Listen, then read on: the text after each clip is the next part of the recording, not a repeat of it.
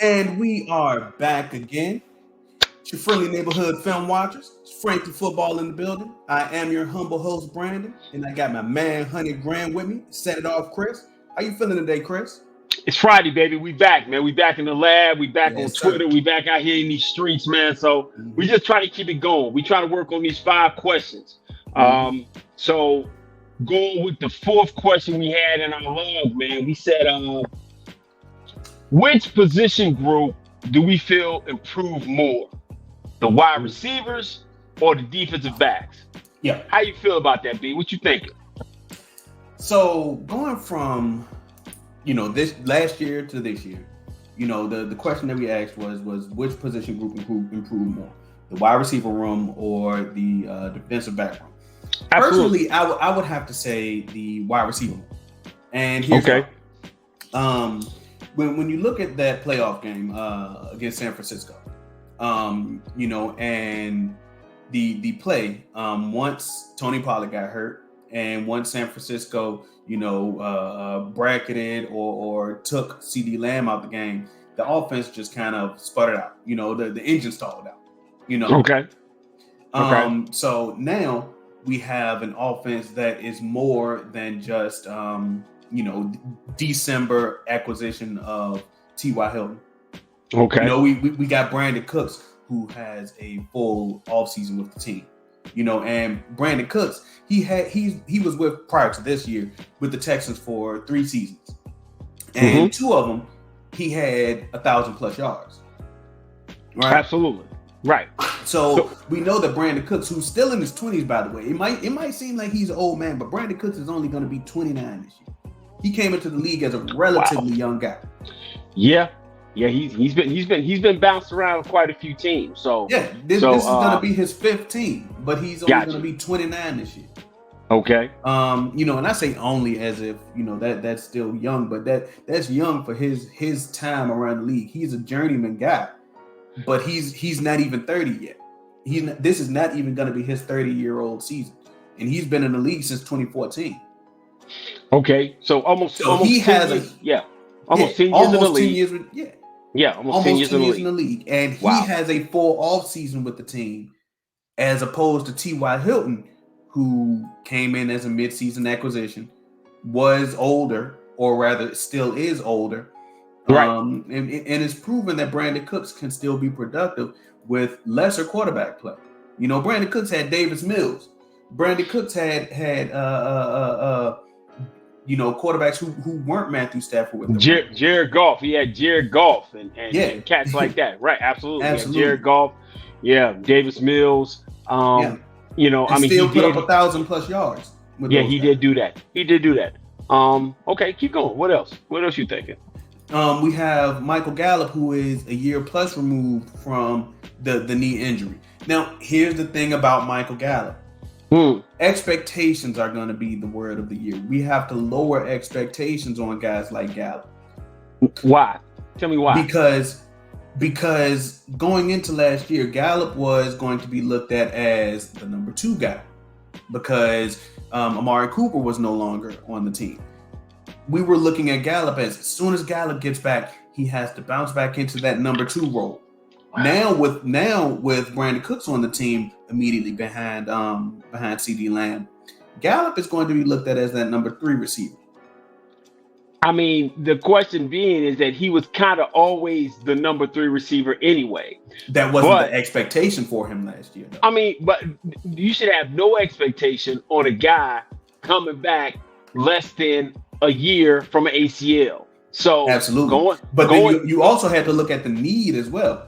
After week 1, when Dennis Houston had to take the field in week 1.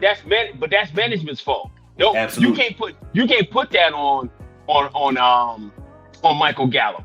When Michael Gallup didn't get injured in the playoffs, Michael Gallup got injured in week 15 against the Arizona Cardinals. Yeah. So I don't care what management was thinking about, we don't want to do this and the other, or we don't want somebody speaking out against the offensive coordinator. You should have said, okay, let me structure this thing that protects us all the way around. And you don't end up with the mess you ended up with last year. High expectation for a guy to come back in week 4 or 5, when I said and you said, yeah, I don't know, he should have been. He wasn't going to be back to form until December. He got Yep, hurt in December. He wasn't going to be back to December, and he was a guy that got hurt. He was a slow healer anyway. But continue, my absolutely. dude. Yeah. So I think that the early quite bad performances of guys like Dennis Houston, who honestly shouldn't have saw the field anyway, but Dak was a fan of him. Okay. The high expectations of guys like Jalen Tolbert, who ended up underperforming in his rookie year, who I Okay. think is another guy who has lowered expectations this year, thankfully, Mm. caused Gallup to have to be pushed ahead of schedule. Okay. Although that may not necessarily have needed to be the case for Gallup. Well, I go back. I go back to when we're talking about the wide receiver room. Yes, we do get an added upgrade in 2 levels with Brandon Brandon Cooks. You get to the point, the element that we haven't had. We haven't had that speed over the top guy for quite some time. The Cowboys have a range, and you've always noted that in the past. 6 foot, 4.45, 4.47. That's that's their range, and they got to be young, talented, and cheap. But you haven't had a take the top off the defense type of guy. Amari Cooper is fast. He's fast. He's that kind of guy. But you haven't had that just flat out burner guy. That guy who can just run. Kevontae Turpin was supposed to be that guy. Should have But been. hey, yeah. But he couldn't. I don't know what it was. He was probably another victim of the OC. But we're gonna go down a little bit on the next Next episode. video. Next video. But I think that the addition of Brandon Cooks does help, but also the point of wide receivers knowing where they're supposed to go. Kind of got one in my house. It's kind of easy. It's easy for me to know when I'm supposed to run a dig, when I'm supposed to run a 9, when I'm supposed to run a speed out, when I'm supposed to run a curl, when I'm supposed to run a drag, instead of making me try to play off the DB and option out. And now I got to try to figure that out at a young age. And that's where you had to deal with Jalen Tolbert, young receiver, trying to do that. That's been the issue with Simi Fehoko getting on the field, because he's got to work through that. I think the curve was for the Cowboys is that they were able to put CD in the slot and have a veteran like Amari Cooper on one side and Michael Gallup be the backside physical guy, which kind of helped in the progression with CD Lamb and his athleticism and things of that nature. But I think the wide receiver room gets exponentially better with the subtraction of all the confusion from the OC and trying to figure out different things like that. But I think the DBs kind of had an uptick, because I think what you end up doing is you force the hand of the quarterback to have to pick his poison. I think last year not having a bona fide number 2 DB really led it to the point that people threw away from Trayvon Diggs. They and rightfully so, because I'm not going at an all-pro and a guy who led the league in interceptions. I'm not going to throw over there to him. So I'm going to go to a lesser guy. The bright spot in this thing is they end up finding Deron Bland, who's a bona fide second corner, nickel corner, and he can play in that slot role. So it kind of gives them a little bit more depth. Now, and then with you mentioned second corner. Who's your second corner this year? You never mentioned it. No, there we go. Stephon Gilmore gets you to the point he's a bona fide veteran. Even though we didn't have that last year, especially after Anthony Brown got hurt. So there's definitely improvement there. Right, it's definitely improvement. So that's what I was trying to say. You get the much needed improvement in second corner. But I think what also ended up happening, you found cornerback 5 and Israel Okwamu. You found him because he had to end up playing. So he's kind of like Israel comes in and helps out to the point where he can come down, he can cover tight ends, or he can play in the slot if you end up having somebody had to go out. So that kind of helped out in that area. So I think what ended up happening with that is that because of the lack of guys playing second, you had to get guys reps. And as they got reps, they got more confident, and now you have an expanded room. Whereas a guy like, Jordan Lewis, who's coming back off an injury and who's really, really good, he might get squeezed out because of the numbers count. Because I'm looking right now, as I'm seeing it, I don't see the need to keep Jordan Lewis on this roster when you have the 5, 6 cornerbacks and 5 or 6 DBs you have in your secondary right now. But as for getting better, I think they got better because they got more veteran savviness with Stephon Gilmore, and he's a bona fide 1/2, but you also got a bona fide one with Trayvon Diggs. So I think both got better, but I will give the slight edge, in my opinion, and I think it correlates with what you're saying. You get a slight edge to wide receivers. Absolutely. So if you would turn around, give me your 5 wide receivers right now in the wide receiver room. How would it go 1 to 5? Easy. Michael Not Gallup. easy, but I want to hear it. Oh well, It ain't easy. and I was just looking at the depth chart, actually going from top to bottom. So it would be CeeDee Lamb, Brandon Cooks, Right. Michael Gallup, Simi Fehoko, Jalen Tolbert. So you would put Simi Fehoko before Jalen Tolbert? Yeah. Why? Simi Fehoko was on the team longer, and I think that he has a cut-out position now that Noah Brown is no longer on the team. So you think what? Simi becomes the new blocking tight end? Well, I mean, blocking wide receiver, yeah. Blocking wide receiver? Is that what you? That's what you want to slide him at? Yeah, he has a role that can be filled. There's a need for him now. He has a role that he can fill, and it's just up to him to actually pluck the apple from the tree. If he doesn't do that, then that's his loss. Okay. I think this our next video will kind of help. I think Simi can run routes. Simi's got a big body. Simi was doing a lot of different things. I think Simi got hurt, and then it got to the point by him getting hurt. You went ahead and relegated the number 5 receiver to the number 2 receiver, which will never come to understanding in this life ever. But I think Jalen Tolbert. I think Jalen Tolbert and Simi are. I think they're battling for that. For that fourth position. The fourth position. I think they battle for that fourth position. Here's one question that I do have, though, Chris. One question that I do have. Kevontae Turpin is only a specialist right now, right? That's all. That's his only role. If he can come into camp and show that he can actually carve out a role on this offense, he can come in, run a few routes, catch a few balls, and actually have some packages for offense on him, then he can have a spot on this roster beyond just catch punts and kicks and run directly into a guy and slap the ball because he gets frustrated because he can't actually return things. Kevontae Turpin's days are numbered. Yeah, and if he cannot actually do I don't think Kevontae Turpin as a punt returner and a kickoff returner makes this football team, absolutely, which will make it epic because he's a Pro Bowler. I think Pro Bowler does not mean anything. Hey, Pro Bowlers are voted by their peers and certain guys. All pros mean things. Pro Bowlers do not mean things because as it stands right now, it's a popularity contest. When Pro Bowlers mean something when it comes to contract negotiation, and that guy will be able to say he was a Pro Bowler. But is it a skill concern? All pros show that you're skilled at your position, at your craft. Pro Bowlers mean things when you're talking about contracts, yes, but it does not say that you're more skilled or better than the guy next to you. As a punt returner, as a kickoff returner, he had a really, really good season. He didn't break one. It was like every week you were expecting him to do something. But I think what gets him off this football team is the story. The storyline will be Deuce Vaughn. And Deuce Vaughn trying to get the ball in Deuce Vaughn's hands in as many ways possible. So I'm not trying to have the itty-bitty team.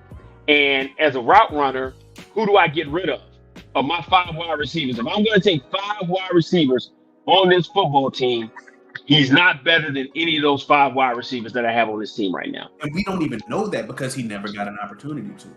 Yeah, and it make a difference. When it ain't even about the opportunity. It's the point that skill-wise, he's not better than any of those 5. Yeah. Skill-wise, he's not better than 5. He's not better than Simi. Now he might be able. He can run fast. Yeah. But I don't believe in the essence of what they're trying to do in the wide receiver room. I'm not getting rid of Jalen Tolbert or Simi Fehoko for Kevontae Turpin. When I've already got a small, gadgety, fast, quick, elusive guy on the roster as well, and I got a story to put behind it. So I don't believe Cavante Turpin makes this football team. Yeah, not in this condition. If he starts doing things on this offense, then we can have a discussion. Especially once camp comes around, because guess what, people? We're gonna have content for you. But in this condition, no. What does he do for me? What has he done for me lately? Right? I mean, the last thing you remember about Cavante Turpin running to the back of the punter when he had an opportunity to win the football game. That's that like some people have lasting memories that you never forget. I hold grudges. Oh, I know you do. I hold them too. I still don't like DeMarco Murray because he still fumbled that ball against the Green Bay Packers, and he could have busted his head on the goalpost and we would have won the game and went to the divisional round and probably went to the Super Bowl. But I regress. So I mean, you're looking at. I don't think Turpin has a role on this team. So as you're looking at those five, those are your five DBs. So if you're looking at your DB, at your cornerback room, give me your cornerback room, top to bottom right now, because you got Trayvon Diggs, Stephon Gilmore, Deron Bland, right? You got Jaron Kearse, right? Well, we get into safeties there, and it kind of muddies the water. Right?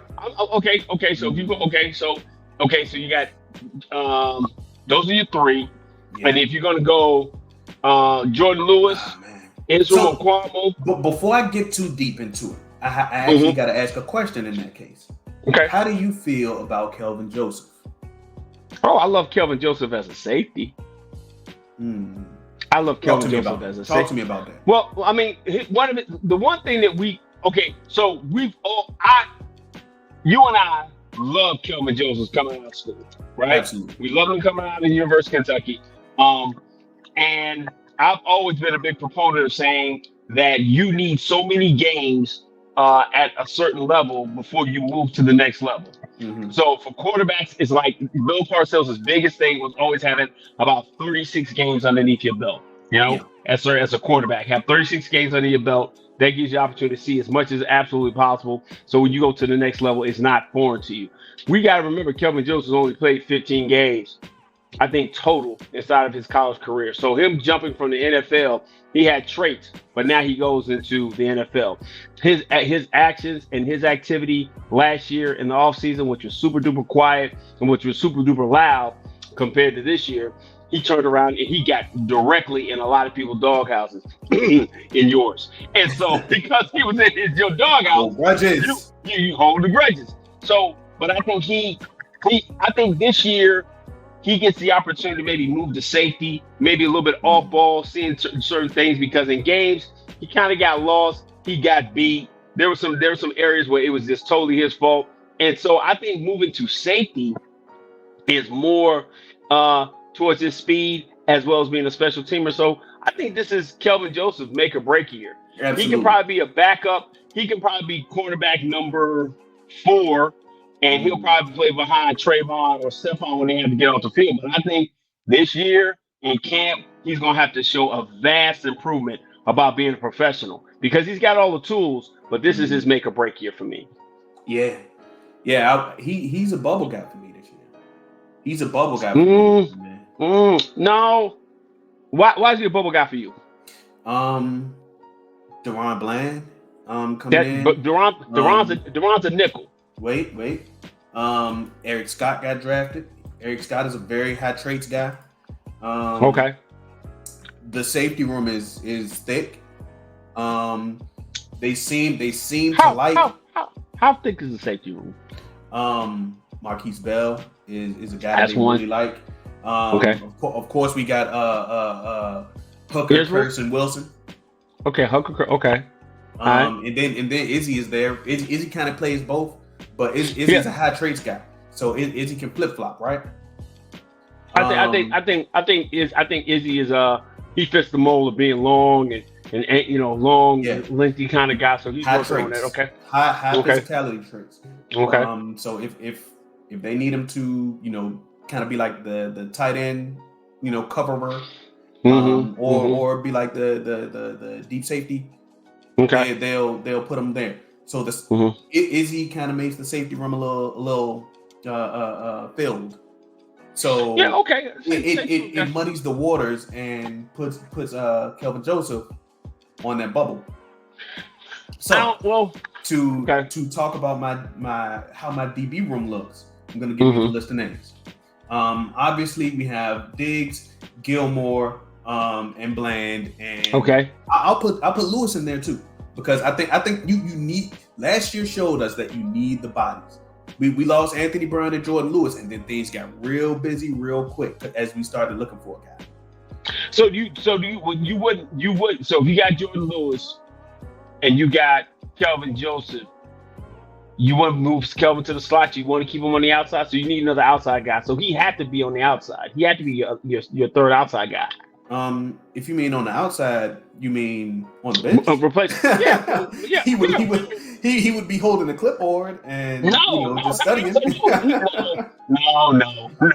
He's not. No. If you have to switch it, okay. So if Gilmore or Diggs is out off the field, who are you putting outside? You're not putting Jordan Lewis outside. No, absolutely not. It would have to be Kelvin Joseph just because of his body. Okay, body type. Right. So why would he be a bubble guy? And actually, because there's so many other guys, I would trust Izzy.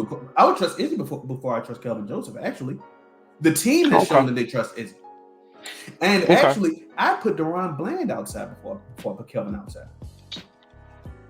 Okay. All right. 1, 2, 3, 4. All right. So Kelvin. Okay, Kelvin. So your five corners are my five Bland, corners. Diggs, Gilmore, Bland, yes, Lewis, and Joseph. Unless you're trying to say some guy named Eric Scott is coming out of. He's a practice squatter. Okay, he's a practice squatter. Okay, all right, I got it. Okay, I'm with that. Now, safeties are going to be Curse, Wilson, Hooker, Izzy, and Bell. Yeah. Yep. Yeah, that's your five. Yeah. That's your five going to somebody going to lose their job. Yeah. This is the problem when you like I said, do not let Eric Scott come around and actually play good. If Eric Scott plays good, on that list of names that I just gave, I'm pointing to the right because my second monitor is right here.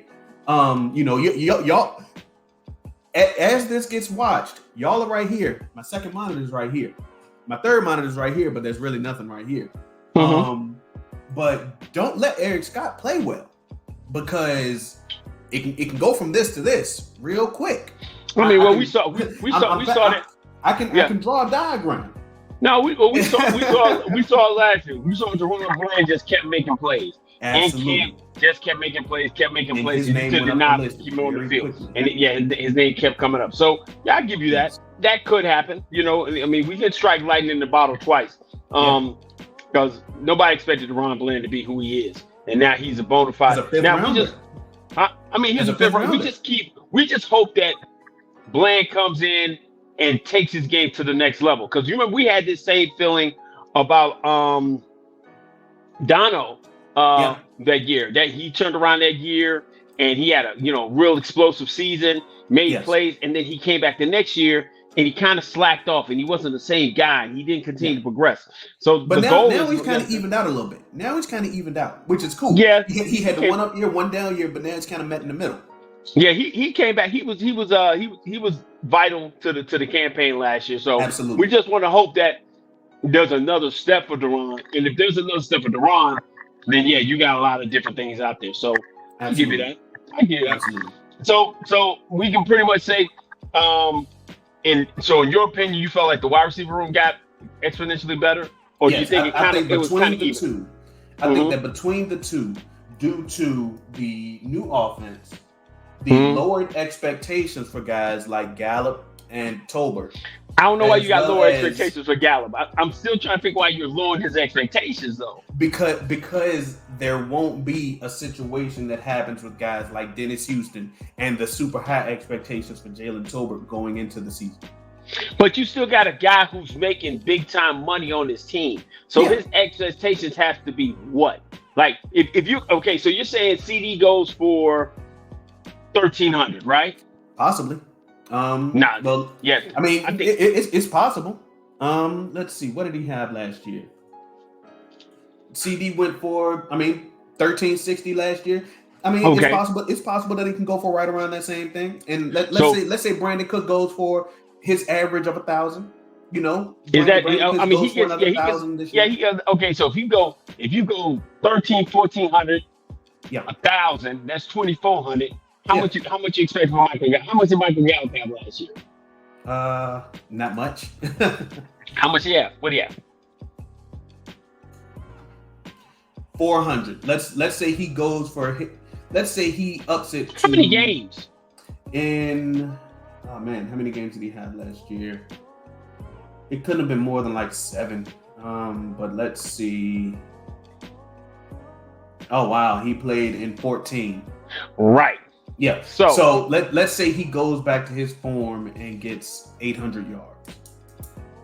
He had 1,000. He's broken 1,000. He had an 1,100 yard season, but that's an outlier. That's his career high. So if he goes 11, let's say he goes 1,000, you don't expect him to get 1,000. You expect him to get what, 800? 800. As the third guy. I'm gonna go to Vegas on that. I think Michael Gallup gives you 1,000. Okay. I think he gives you 1,000. So 1,000, 1,000, 1,000, 1,000. That's 34. That's 3,400. And Rain throws for on average, 4,000. Mm-hmm. Okay. I just feel the wide receiver room will be more, and I just think the wide receivers and the passing game. My gut actually wanted to say 650, but I increased it a little bit. 650. Yeah. So you got the under on Mike. You got the over under on Michael Gallup, 650 yards for the season. Yeah. Hey B, I think I'm gonna go to Vegas on that. I think I'm gonna make some money on that. I don't believe Michael Gallup, because you got Michael Gallup like he's washed. No. Here's the thing, Chris. Here's the thing. Michael Gallup's career, his yearly yards, he's only had more than 600 yards twice in his career. Okay, what, his second year and second and third year. Yep. And that's what Amari. His 1,100 and his 843 yard year. Yeah. Oh, okay. I was gonna say 650. Okay. I'm gonna go over on 650. I think Michael Gallup has a bounce back year. I think he gets up. I think he fights for comeback player of the year. I think Michael Gallup surprises a lot of people. People. Now, the last reason that I said that the offense is the wide receiver room, is the more improved area is Brandon Cooks is actually here in the off season as opposed to T.Y. Hilton being here as a mid-year active. Yeah, that's something that's huge. That's huge. I mean, that speaks volumes because you get an opportunity for him to get a whole year inside this system, working with Rain, working with everything that's going on. Yeah, you have a whole season. He should be better. So that makes sense. So I'll give you that. I will concur with you, my friend, that the wide receiver room, due to the fact of injury and lack of talent, has been better. Is a better upgrade for this football team than the DBs, who just really needed time and an addition of a second DB. So I definitely agree with you on that. That's what's up. Hey man, 28 minutes, man. We keeping these things short and sweet as we could, man. Doing our thing, man. Yeah, walk us out, dog. All right, so if you haven't already, smash that like button. That's the best way. That is the free currency for us to continue getting in your face, getting more in the algorithm as we get closer to not only camp, but into this 2023 season. Absolutely. And if you watched 29 minutes now of this video and you're not subscribed to us, go ahead and smash that subscribe button. Come on, give us a little bit. So we can get into your face more often and not just advance further in the Dallas Cowboys community, but maybe get a little bit of that YouTube scratch. That's why we're here. Not just for our love of the game, but just maybe make this our career one day. No doubt. And if you think that we crazy, if you think that I'm a little wavy, I just gotta have no doubt. C6. But just leave a little comment below if you agree with us. If you don't agree with us, or maybe somewhere in between. We like to engage with our constituents. But as always, out here in the world.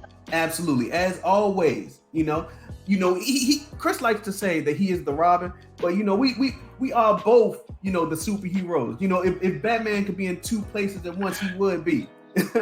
No doubt, But, no doubt. you know, I am Brandon. That is my man, 100 grand. Set it off, Chris, and together we make up Frankly Football. And until next time, peace.